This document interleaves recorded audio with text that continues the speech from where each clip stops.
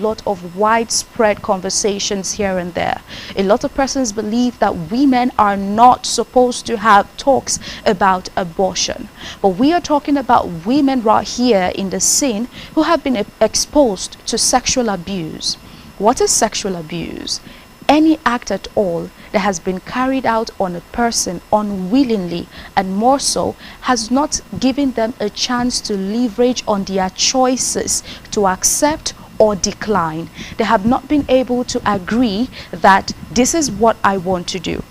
In a situation like that, where they have been sexually abused, a lot of times you do not expect these women in that situation to be thinking right or making choices. This is in no way saying that abortion should become a mantra for women who casually engage in premarital sexual activities, but for women who have been tried and tested and understood to have gone through these situations where their bodies have not been used by them, but have been used by external forces who exerted coercion, who exerted threats to make them succumb to all of this. You see, only 55% of girls and women are truly able to make decisions for themselves, by themselves, concerning their bodies. When we talk about the host of many other girls, they do not even know that there are such things as body autonomy for the girl child. Let us also move over to talking about choices on contraception. Women should be allowed to engage in contraception talks. There should be seminars enough to engage them and make them understand that it is a choice to decide on pregnancy and childbirth as much as it is for the man in question. If a woman decides to not have more kids after 2, please try to see how this woman can be educated to undertake family planning processes or have to go through contraceptive methods, and not just any form of contraceptive methods, but the ones that have been tried, tested, trusted, and approved by a doctor who is a professional and knows his genius in his profession. A lot of contraceptive acts and processes, agents as well, very capable of putting the woman in a compromising situation that not only hurts her but brings a lot of physical changes to her body and leads to a lot of health challenges that she might not just be prepared for. So we hope that in understanding that contraceptives, in understanding that pregnancy, childbirth, and safe and legal abortion on grounds where necessary is a form of aiding body autonomy for the girl child.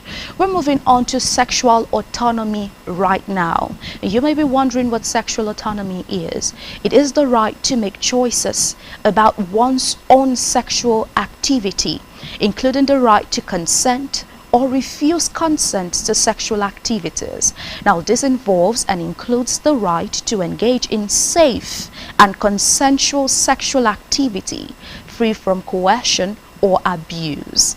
Recall that I have emphasized on safe and consensual sexual activity. It has to be free from coercion. It has to be free from abuse. It has to be free from force. There should be fight for reproductive willingness in a woman. There should be no other aspects for where a person gets to see that they are being coerced, they are being forced to engage in sexual activities. A woman should be able to decide, married or not, if she wants to engage in sexual activities of any sort. She should be able to say, no, I am not in the mind frame. She should be able to say, no, I am tired. She should be able to say, no, I don't like you enough to. She should be able to say, I am not ready for this right now. It does not have to come with force. It does not have to come with threats. It does not have to come with any sort of verbal abuse. It is okay for a woman to have sexual agency, even in sexual activities. And so it is very okay for the woman in question to decide if she wants to continue, start, or stop in the process of it. Now we're going to be talking about another form of agency, body autonomy for the women. woman. And we're talking about healthcare decisions right now.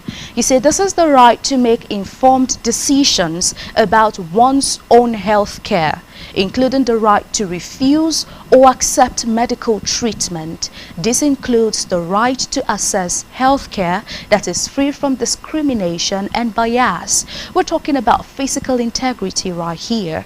The right to be free from violence, abuse, exploitation, and to have control over one's body and physical boundaries. This is going to include the right to be free from domestic violence, sexual assault, and human trafficking. You might also want to ask why body autonomy is very important for the average woman. You see, body autonomy is very essential for women's empowerment, their health, and even their well-being. When women tend to have control over their own bodies, they are better able to make informed decisions. You see, women can make decisions about their own lives, their health, their future, and this will be free from force, manipulation, verbal abuse. This gets to allow them make choices that are in their best interest. It aids them to take control of their own lives. Protecting their health. Women can also gain access to health care. They can get to make decisions about their own health. Now, this will reduce the risk of illness, injury, or death. This includes the right to access preventive care, treatment, and palliative care. Let me share a story with you. I'm very sure in this society we've heard time and time again about women who have died during childbirth, simply because their church or their husbands and even their families have not consented to these women making sure they have the treatment and care that should be viable for them. Let us tone it down to mortality rates in women. A lot of times it is not about the lack of equipment in the hospitals. It is more about the readiness of the woman in question to listen to what the doctor has to say concerning her health and working with what is right as per the doctor's demand. So we're talking about a woman who cannot deliver the normal way, who cannot push like every other woman, and is being advised by the doctor, who is a health care specialist, a professional in his field, to undertake the cesarean section. And then we hear this woman talk about her fears, community, church, husband, and even immediate family, on reasons why she cannot go right ahead and do the cesarean section. Now, we do not talk about how this leads to the loss of blood and is subsequently bleeding as much as she does. She gets to lose her life. We're also talking about women who are not allowed to take contraceptive measures against birthing too many children. We're also talking about women right here who are not allowed to open up on their struggles with PCOS and endometriosis. We're talking about women who are not allowed to take the care being accorded to them simply because the doctor in the hospital is a man, and the husband would not like that a man that is not him gets to touch and handle his wife. What body autonomy helps the woman to do in this situation is that it gives her the choice, it gives her the chance to say, no, this is what is good for me and I am grabbing on it. As easy as that sounds, you might like to know the challenges for why only 55% of women have body autonomy in our modern day society. Now, we are talking about the first one, patriarchal norms. You see, body autonomy allows women to challenge patriarchal norms and stereotypes that perpetrate sexism and misogyny in the society. This gets to allow them to question and resist the social and cultural norms that restrict their agency and autonomy. Now, this gets to aid them live free from violence. You see, body autonomy is very crucial for women's safety, for their security, in preventing violence against women and even children who are growing up to be women. This includes the right to be free from domestic violence, sexual assault, and also human trafficking again. Talking about another challenge for why women are not able at this point in time in the world as digitalized as it is, to fight against what body autonomy and its lack in the picture causes is because despite the importance of body autonomy, women face a lot of barriers to exercising what it means to be truly okay in themselves and understanding that there is a lot about my body I should be safeguarding. And so we are going to talk about the barriers for why women do not have body autonomy, or the simple knowledge of acknowledging the importance of having body autonomy and agency. You see, women face numerous barriers to exercising body autonomy in the society. Now, this right that women are not able to exercise, the barriers that holds and keeps them away from exercising this includes the patriarchal laws and policies, as we talked about, the laws and policies that gets to restrict women and their access to reproductive health care, safe and legal abortion in necessary situations, and other health services such as contraceptive measures. You see, these laws and policies get to perpetuate the patriarchal norms. It gets to deny women agency over their own bodies, thereby giving community, society, immediate family, and even their lifetime partners more hold and choices over their bodies. We're talking about social and cultural norms as the second barrier for women. We're talking about these things that have been normalized, the norms, the traditions, the customs that perpetrate sexism, misogyny, and patriarchy as very strong backbones for the society where women get to hold on to. And we're talking about all of these that denies women agency over their own body and can limit women the ability to make decisions on socializing and being themselves at the end of the day. When we talk about all of this and how it gets to hold back on the women, there is a lot of conversations we should be having on why body autonomy is key. Do well to stay with me and do not touch the dial. Of course, I will be running right back to you after this break. We get to talk about a lot concerning how women can be taught body autonomy in a larger sense of it. Stay with me and don't go nowhere.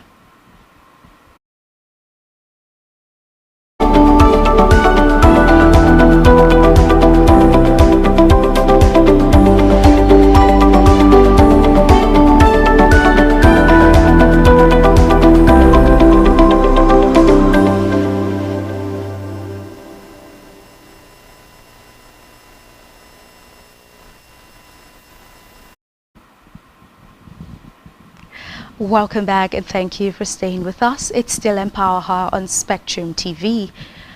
We're going over now to the last lap of the conversation this afternoon. And this is basically on how we can have women enlightened and awareness created on body agency for the girl child. And we are talking about an enlightenment being put in place by women who have dared to be different, women who have shown up, teaching and grooming the young girls coming up about the importance of having body agency and making healthy choices about their bodies. The second one is teaching women how to have boundaries, making them understand that their lives are not centered about homemaking. Their lives are very much out there for the living, making them understand that they can go out there beyond bounds and dare to be different, like a lot of women who are talking about, making the whole lot of difference in different sectors of society, as we talked about in the last episode of the program. And finally, it is about making sure that these young girls growing up get to understand that they are allowed to have a purpose. They are allowed to have a vision. They are allowed to work towards it. And all of the distractions that comes with not having a choice over your own body, to say, no, my body is mine, and I decide when I want to take it into marriage. I decide when I want to take it into childbirth. I decide whether or not I want to take contraceptive measures. I decide whether or not I want to keep this pregnancy in this situation or not. It gives them a wide range of options to choose from, to be beneficial, to be useful, and to be the facelift of change that women hope to see in their immediate communities.